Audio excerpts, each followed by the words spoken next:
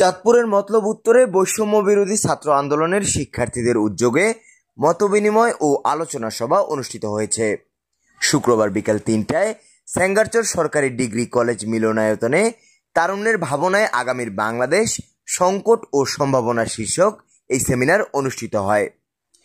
দেশের বিভিন্ন বিশ্ববিদ্যালয়ের শিক্ষার্থীদের তত্ত্বাবধানে সেমিনারে মতলব উত্তরের বিভিন্ন স্কুল, কলেজ, মাদ্রাসার শিক্ষার্থীরা তাদের মতামত তুলে ধরেন।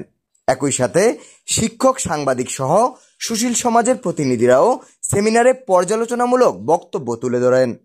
শিক্ষার্থীরা বলেন, আগামীর বাংলাদেশ গড়তে এখনো নানান সংকট চলমান রয়েছে, সেগুলো সবার অবস্থান থেকে সমাধানের জন্য সম্মিলিতভাবে কাজ করতে হবে।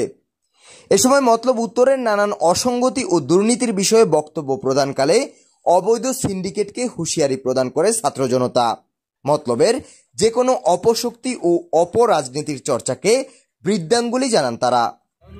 সুন্দর মতলব তথা সুন্দর একটি দেশ বিনির্মাণে এ সময় সকলকে এগিয়ে আসার আহ্বান জানানো হয়।